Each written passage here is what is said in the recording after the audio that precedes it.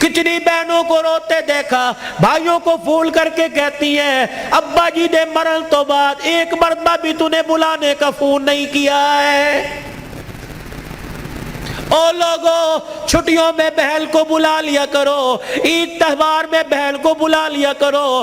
رب ذوالجلال کی قسم ہے تمہارے گھر میں آ کے بہن کھائے گی، پروردگار عالم بہن کے کھانے کی برکت سے اللہ تیرے رزق میں اضافہ فرمائے گا۔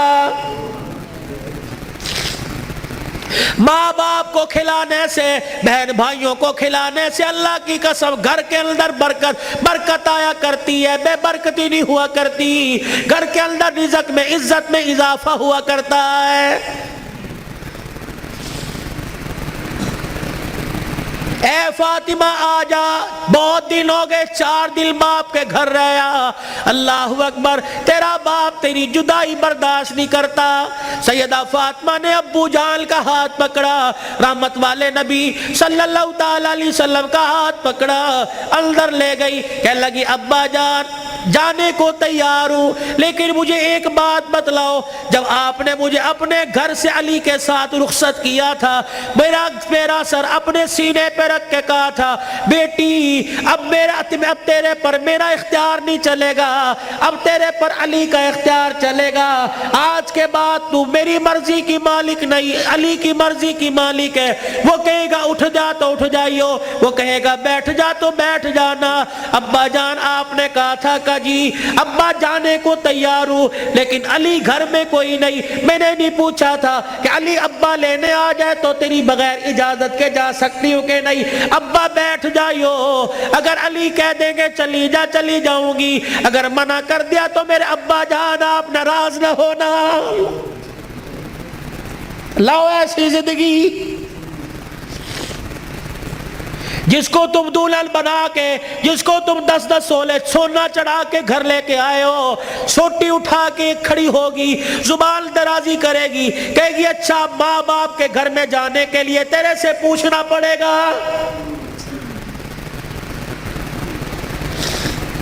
اے علی رضی اللہ عنہ اپنی بیوی فاطمہ سے کہہ دے تیری بغیر اجازت کے تیری بیوی کو گھر سے باہر کوڑا پھینکنے کی بھی اجازت نہیں ہے۔ سامنے خالد بن ولید رضی اللہ تعالیٰ عنہ کا مکان تھا۔ اے علی تیری بغیر اجازت کے تیری بیوی فاطمہ کو سامنے دروازے میں کھڑے ہو کر خالد بن ولید رضی اللہ عنہ کی بیوی سے بات کرنے کی بھی اجازت نہیں ہے۔ یا تمہارے نکلنے کی دیر ہوتی ہے تمہاری بیویوں کا پتہ ہی نہیں ہوتا کہاں ہے، کبھی کہیں بیٹھ کے تعویذ لا رہی ہیں، کہیں فیصل آباد دوڑی ہوئی ہیں، کبھی کسی کے ساتھ سارے میرے بھائی نے، کبھی کسی کے موٹر سائیکل پہ جا رہی ہے، کبھی کہیں، یہ بھائی تو لے ڈوبے، اصل بھائیوں کو بھائی نہیں سمجھتی، محلے داروں کو بھائی سمجھی بیٹھی ہے۔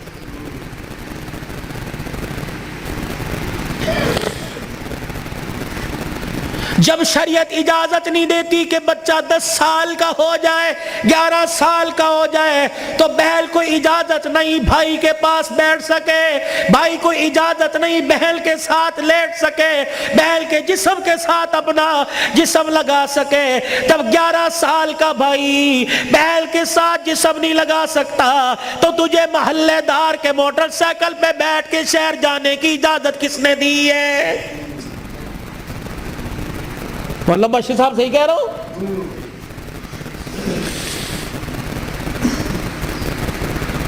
ابا جان ناراض نہ ہونا، نبی بھی نبی تھے، ہائے کہ میرے علی میں فرق ہی کوئی نہیں، علی کہاں میں کہاں، اب تجھے لے جانے کے لیے علی سے اجازت لینی پڑے گی۔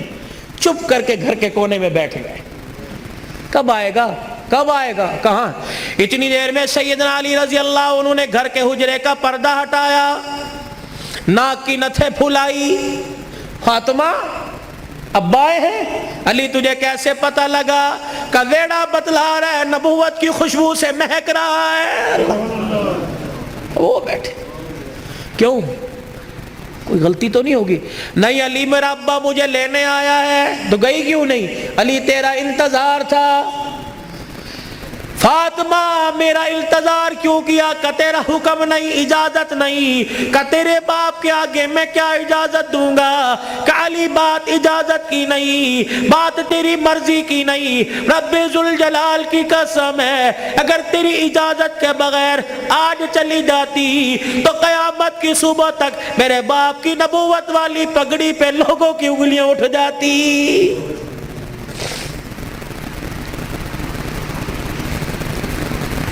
اگر یہ میرا پیغام بہنوں تک جا رہا ہے، بیٹیوں تک جا رہا ہے، خدا کے واسطے لڑنے سے پہلے سوچ لینا میرے باپ کے بالوں کی سفیدی رل جائے گی۔ گھر کے اندر زور زور سے بولو گی، محلے والے کہیں گے فلانے دی تینے ویکی تماشا لگا رکھا ہے، رب اکبر کی قسم ہے تیرے باپ کی پگڑی رل جائے گی۔ میری بہنوں میری بیٹیوں روکھا سوکھا کھا کے گزارا کر لو، چرپائی نہیں زمین پہ لیٹ کے گزارا کر لو، گرمی کے پتلے لون نہیں سردی کے موٹے کھدر پہل کے گزارا کر لو۔ رب اکبر کی قسم ہے آج سسرال میں ماں باپ کی عزت بچا لے، کل قیامت کے دن میدان معاشر میں اللہ تیری عزتیں بچائے گا۔